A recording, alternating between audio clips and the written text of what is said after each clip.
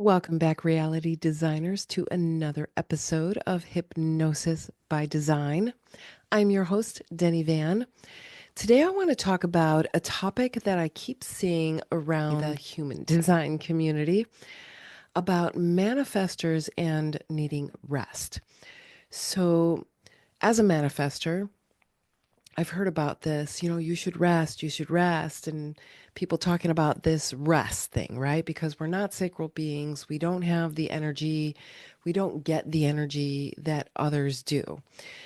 I want to clarify some things today. First, I want to talk about the 7 types of rest that all energy types can take advantage of. But first, as manifestors, this specific perspective from what others are talking about needing to rest. So the natural state of manifestors is peace.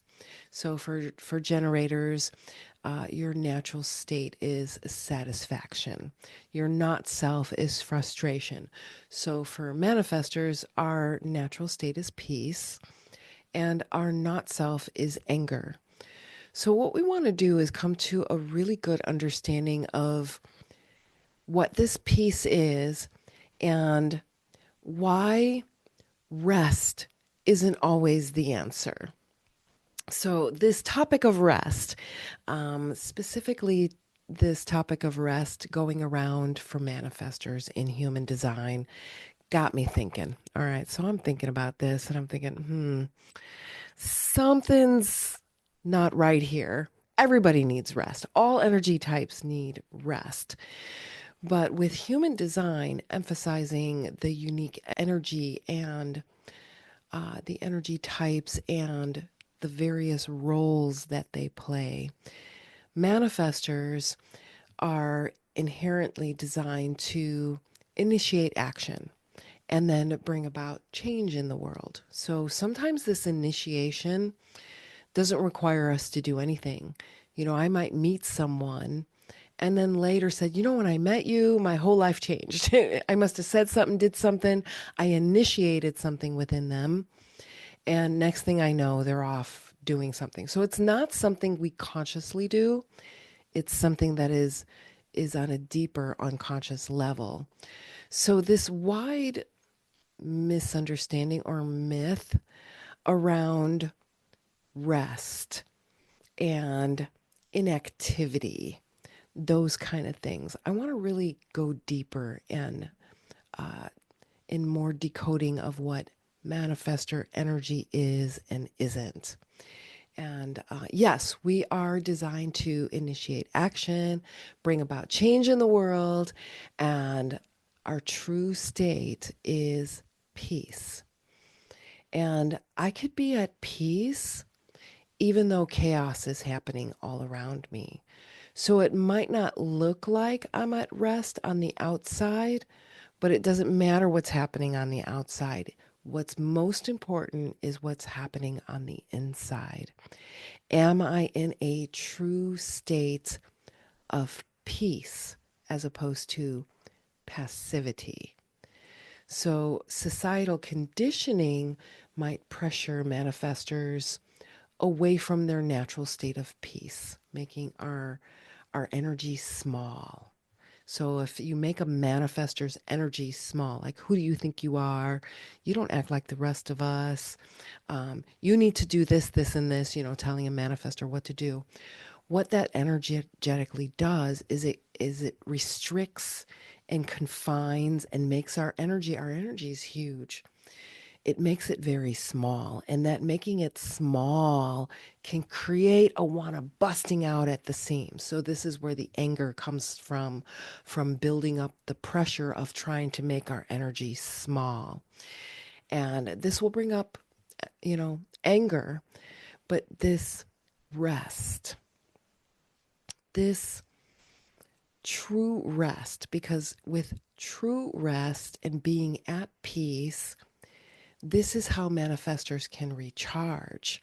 And let's just say, for example, um, finding that inner peace, that inner knowing, that inner self-awareness, being okay in your skin, in your body, while there's all kinds of things going on in your environment, and the stress and the anxiety that can arise from resisting the natural nature of what's happening. I could give examples, but let's just say, for example, you've probably experienced, you have to get to work on time. We're having weather conditions in Chicago.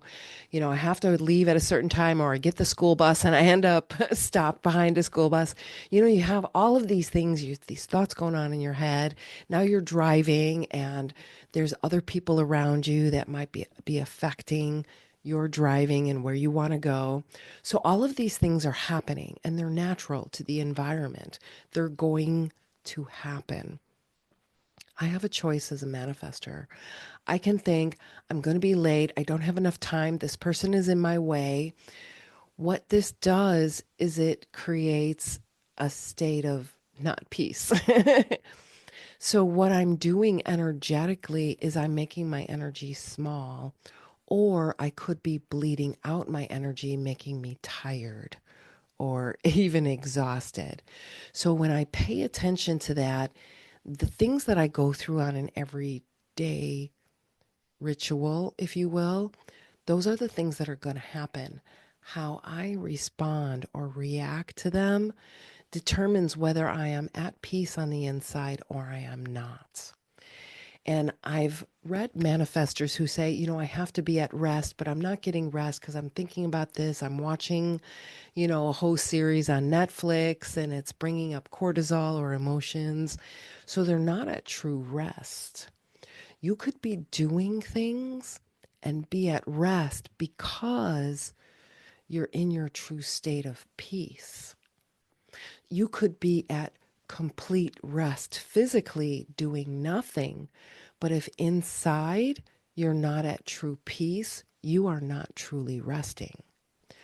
So, this is where it's very important to recognize how your body's reacting and what's going on, because these practices can help you realign with your natural state of peace. And it can be challenging, but experimenting and trying out different solutions and finding that space within you, regardless of what's happening in your environment. I've had paramedics tell me they couldn't believe how calm I was in a situation. And I was there. Um, I had shown up after all of it all happened for language services, and they couldn't believe how calm I was. If I started thinking about the situation and what was happening, I could easily have gone into another state other than being centered and at peace with where I'm at. So, this is a very powerful place to be if you can shift into it. And there are definitely effective strategies for handling this boundary of peace, because our energy extends out. And if I can imagine there's boundaries to it, and that's where my energy extends out, and then I fill that space that I created with my energy, I fill it with peace. And then anybody who comes into my energy feels the peace before they even meet me. So, do you see how powerful of a space this can create within your environment? And, we're all going to have temporary disruptions to our peace, especially when you begin to set boundaries. The moment you start setting boundaries, if you're not used to setting boundaries, you're going to get pushback. So find that space where you can receive that pushback without reacting to it, because there's definitely tools available. So I want to talk about 7 types of rest. And these 7 types of rest are really needed universally. So if you can understand and apply these 7 types of rest to your daily routines and check in. Do I need this kind of rest?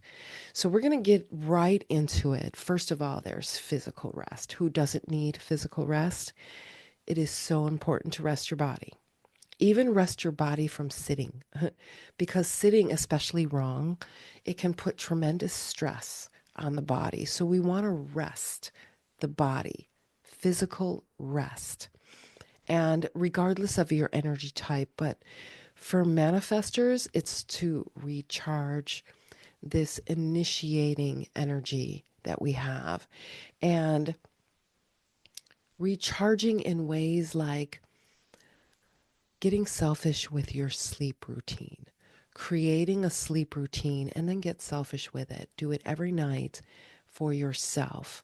And see if your routine can include cat naps, 15, 20-minute naps to help you breathe, center yourself. And of course, exercise. For many energy types, exercise actually creates more energy within their energy being. And but for others, a massage is energizing. And even for others, yoga is energizing. So listen to your body and your energy type. And number one, physical rest is so important. And signs you need it: lack of physical energy. Maybe you get sick a little bit more often. Maybe have more pain or soreness. And you can get selfish with your sleep routine. Get a minimum of what your body needs. My body needs a minimum of 7 hours. For others, that might be 8 hours or maybe even 9 or 10 hours. Listen to your body. Now, there may be some days where I can go 7 hours, but then I might need a sixth, or on the sixth or seventh day, I might need 9 hours. So I'm listening to my body for that extra needed sleep it might need.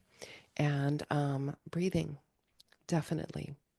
Get with breathing to help calm the body, relax the muscles, relax any tightness in the body. Next of the seven is mental rest. And especially if you have maybe an undefined head center or ajna center, mental breaks to clear your mind and process information. Give yourself time to process information. We are receiving information all the time. We are on information overload. You need a mental rest to process that information. Let go of what doesn't serve, organize, file, keep whatever information you want to keep. So, meditation, focused work sessions, putting a timer on for 50 minutes and then taking a 10-minute break. Those things experiment with so that you can allow yourself to have those mental breaks when you need them. And you can do this by listening to music. Now, for me, I don't like to listen to music. I like quiet. So pay attention to how your body likes to receive a mental rest break. And when you need it, when you're lacking mental energy, that's a big one. Feeling that mental fog, maybe getting irritated or snapping easily. And you can block times. You don't need a lot of time. Sometimes just 10 minutes. We have a 10-minute reclaim your focus meditation. So take that 10 minutes out for some time to do that work without distraction. Take that time for yourself. The next kind of rest is emotional rest. Now, I'm an emotional authority, and emotional rest is so important because processing emotions and then setting boundaries to avoid emotional overwhelm could include practices like journaling. Some people like therapy, talking about it, therapy, those kind of things. Others like spending time in nature. And when you know you need emotional rest is when you might be experiencing maybe excessive worrying or anxiety, or maybe some self doubt, feelings of insecurity, feeling overwhelmed by other people's drama. Whatever that is, find some time in nature, journaling, listening to music. Schedule that time in if you need emotional breaks, emotional rest. And then next is spiritual rest. Now, your inner purpose, your inner compass, your sense of inner peace. This is what I mean by spiritual rest. Sometimes we're so much in the outer world, we forget to make some space, some quiet, some time for the inner world, meditation. I love drumming. I'm a closet musician, drumming in a meditative state. I do timing of 7, so my mind is so used to timing of 4. I'll do a timing of 7, and this really puts myself in a meditative state that my mind is not expecting. So engage in meaningful activities. Find what works for you. And again, this is where experimenting is so important. Find what works for you. And signs you need it: lack of motivation, feeling helpless, hopeless, trapped, unsatisfied. So, this is when you need some spiritual rest. These are symptoms showing that you need some spiritual rest. Schedule time for it, make it a practice. And regardless of your energy type, but speaking especially to manifestors, because you want to connect with that inner purpose, because that inner purpose is what's going to go out in your ever extending energy. Next is social rest, and this might include some social media rest. So it is so important to choose how you socially interact and feel energized and supportive by the interactions that you create, and then setting boundaries in draining relationships. If you're around someone that just drains you, it's okay to set boundaries. And you know you need social rest when you're feeling alone and maybe a little detached from family and friends, maybe feeling drained by the people you're with. So it's okay to take a social rest and schedule times to be social. For me as a manifester, I look forward to scheduling social times. I love going to sign language deaf coffee chat and meeting those people in the deaf community. That's social. I love doing those things. So find what works for you and it's not draining for you. You want to be energized with the people that you're with, because if you're not, then it's time for a social rest. And that includes social media. All right, so next is a sensory rest. And this is minimizing sensory overload. And you want to create a calming environment. So I myself, I do suffer from auditory sensory overload.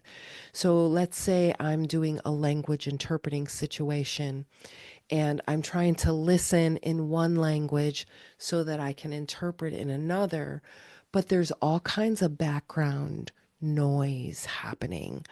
I tend to get sensory overload, auditory sensory overload. So I have to pay attention when I start to get sensory tired, overloaded.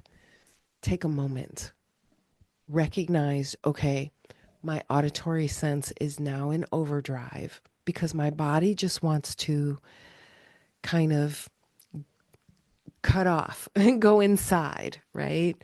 So I recognize that there's a need for a sensory rest. And depending on your needs, there could be minimizing screen time, whether that's watching TV or watching the computer, and engaging in meaningful sensory experiences. And that could be playing an instrument, the piano, a guitar. It could be sewing, threading, knitting, those kind of things, sensory experiences. And you need a break. You need a sensory rest when you're feeling that eye fatigue or strain. You're sensitive to loud noises. Um, you can't tell or smell. You're not smelling as well as you should, or maybe tasting your food. You're hungry, but you're just shoveling it in. You're not actually tasting your food. It's time for a sensory rest. All right, so the next one is a creative rest. So, we have these inspirations that spark joy and, spending time in nature, exploring new hobbies, or simply allowing for whatever to happen. Unstructured playtime. So allow yourself to experiment with that. And need for playtime and creative rest, signs you need it. You might have no free time during your day. Maybe you're supposed to be brainstorming with your team and you're struggling to brainstorm. You're out in nature and it's just the most gorgeous sunset ever, and you just don't see the awe in it anymore. So these are signs that you need a creative rest, that it's time to look at things with new sensory input, new set of eyes, new set of ears, hear it from a different perspective, see it, feel it, taste it from a different perspective. All right, so I talked about this rest thing with manifestors, and really it's not a passive thing. It's not just you're laying around doing nothing. What's really important for rest and manifestors is, are you at peace on the inside? If you are at peace on the inside, you are in a state of resting. No matter what's happening in your three-dimensional reality, no matter what's happening on the outside, this is a true state of rest. And then making sure that these 7 types of rest are also included in your life, making sure you're getting those types of rest and finding that balance regardless of your energy type. All right, so with that said, I definitely want to hear from you. I want to know what you loved, and I want to know what you would love more of. And in the meantime, I look forward to the next episode, and I will be getting your questions and answering any questions you have in the next episode. In the meantime, keep being amazing.